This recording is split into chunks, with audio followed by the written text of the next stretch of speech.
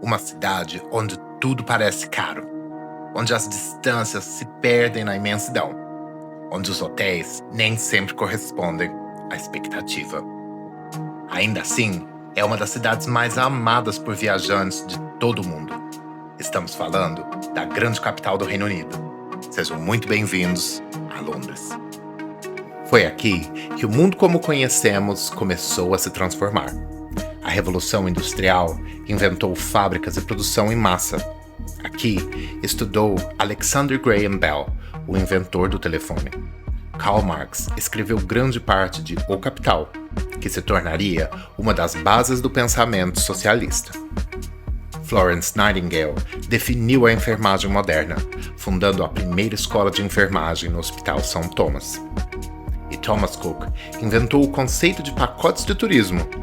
Londres é uma cidade com uma herança cultural sem paralelo. Uma cidade que abriga mais de 9 milhões de pessoas de todas as nacionalidades, incluindo cerca de 160 mil brasileiros.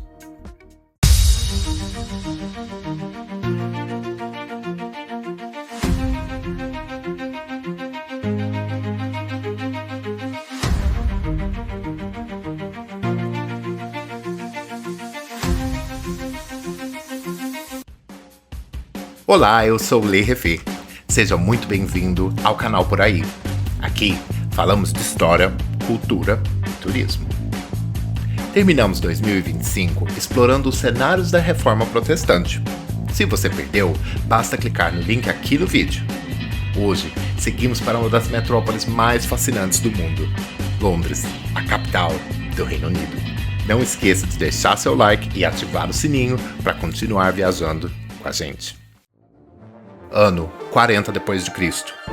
Essa região ventosa e de cultivo difícil era habitada por tribos celtas, incluindo o famoso povo Iceni, eternizado pela coragem de sua grande rainha guerreira, Boudica. Já mesmo antes dos romanos, essa região era associada ao poder feminino. Esse é o rio Tâmisa. Para os celtas, seu nome, Tamessos, significa águas escuras. Um rio capaz de trazer de tudo: madeira, peixes e invasores. Em 43 d.C., o Tâmisa trouxe os romanos.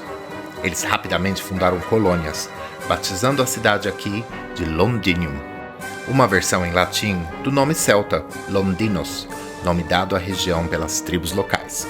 Os romanos construíram edifícios monumentais e uma ponte que se tornaria vital para o comércio, a London Bridge, ou Ponte de Londres. Essa ponte resiste até hoje, embora com aparência totalmente diferente.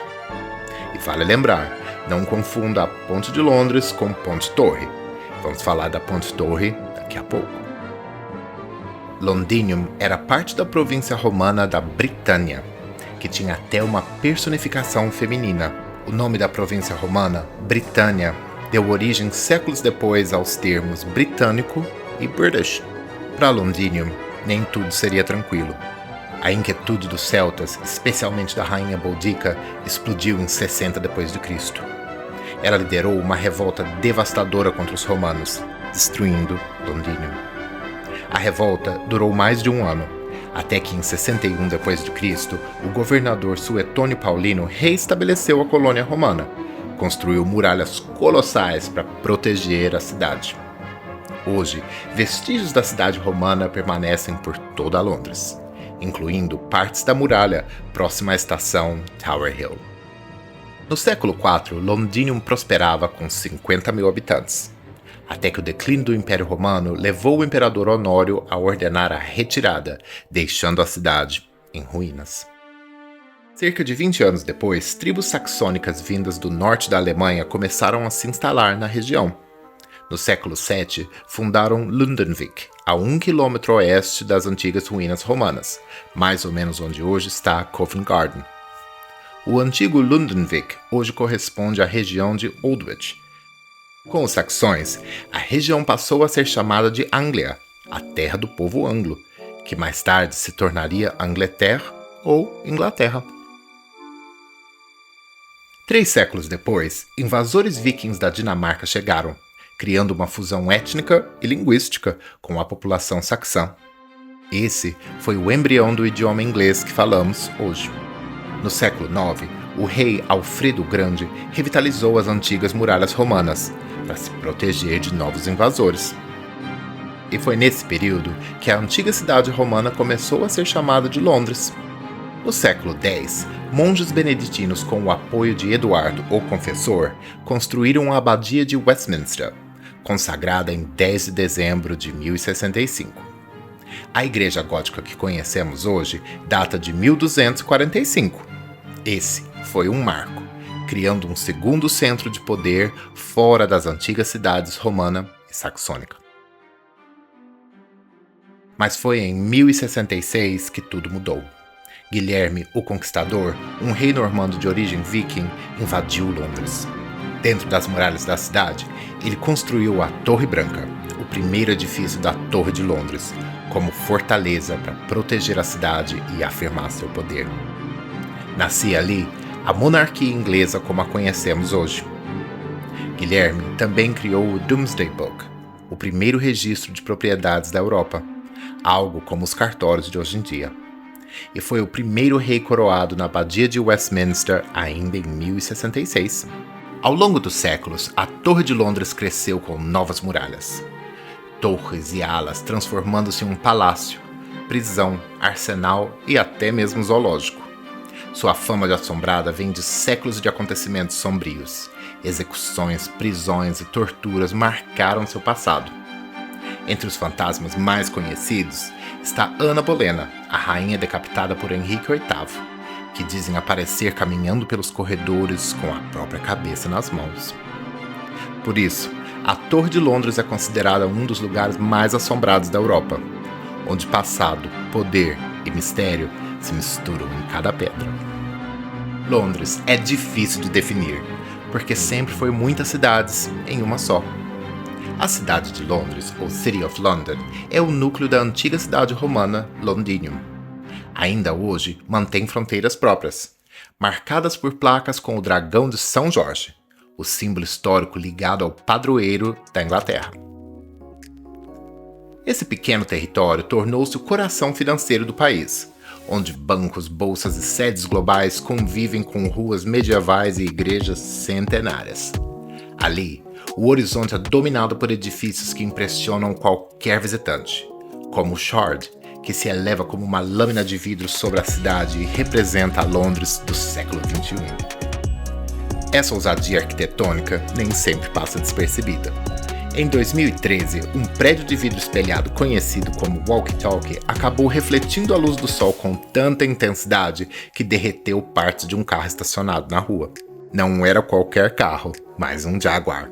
Um episódio curioso que resume bem Londres, uma cidade onde passado, poder financeiro e experimentação arquitetônica convivem lado a lado. Outro marco histórico e sombrio da cidade é o Grande Incêndio de 1666, que destruiu boa parte da cidade medieval, incluindo milhares de casas, lojas e igrejas. Para lembrar essa tragédia, foi erguido o Monument, uma coluna de pedra de 61 metros de altura localizada perto do local onde o fogo começou.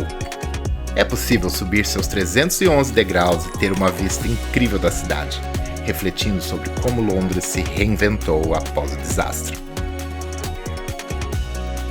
O Monument serve como símbolo de renascimento. A cidade foi reconstruída com ruas mais largas, prédios de pedra e tijolos, e a memória do incêndio permanece viva até hoje. Essa é a cidade de Westminster, o centro do poder britânico até hoje. Perto da Abadia de Westminster, encontramos as Casas do Parlamento, sede do governo desde 1295.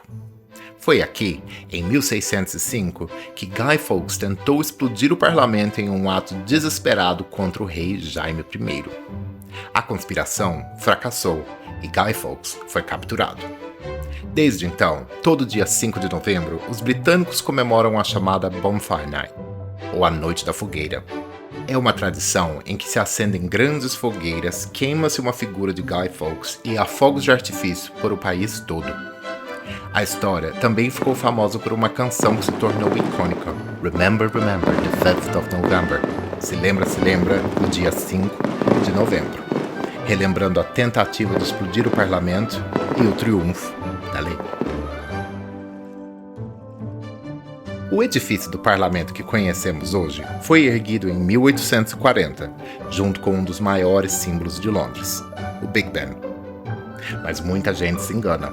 O Big Ben não é o relógio, e sim o sino de 13 toneladas que toca desde 11 de julho de 1859, marcando o tempo com seu som inconfundível.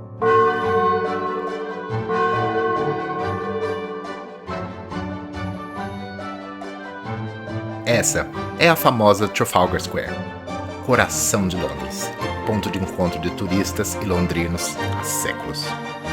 No centro, a imponente coluna de Nelson celebra o almirante que derrotou Napoleão na Batalha de Trafalgar, em 1805, enquanto as fontes e os leões de bronze complementam um cenário icônico. E você, conhece esse prédio? É a Oceanic House.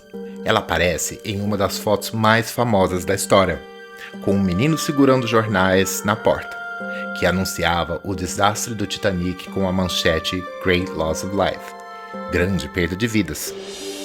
A Oceanic House vendia passagens da White Star Line, responsável por toda a comunicação, logística e documentação dos navios, incluindo o Titanic. E quem quiser um gostinho da Londres de antigamente, à luz de velas e com o charme de séculos passados, com certeza deve visitar o Gordon's Wine Bar. Fundado em 1890, é o bar de vinhos mais antigo de Londres, com suas paredes de pedra, mesas de madeira e uma atmosfera que parece congelada no tempo. Ali é possível provar vinhos de todas as regiões do mundo, enquanto a gente se imagina conversando com os londrinos do século XIX, em um cenário que mistura história, tradição e uma pitada de mistério. Outro ponto icônico aqui perto é a Piccadilly Circus, famosa por sua fonte com a estátua de Eros, que representa o amor altruísta, e pelos letreiros luminosos que ajudam a definir a imagem moderna da cidade. O nome vem de um alfaiate do século XVII, Robert Baker, que produzia golas de linho chamadas Piccadilly. Sua mansão ficava aqui, onde hoje está Piccadilly Circus, e era conhecida como Piccadilly Hall.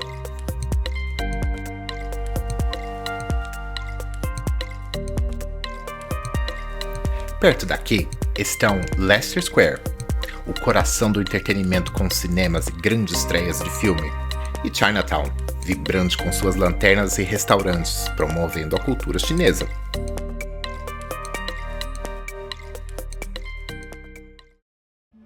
Londres é uma cidade de muitas primeiras vezes.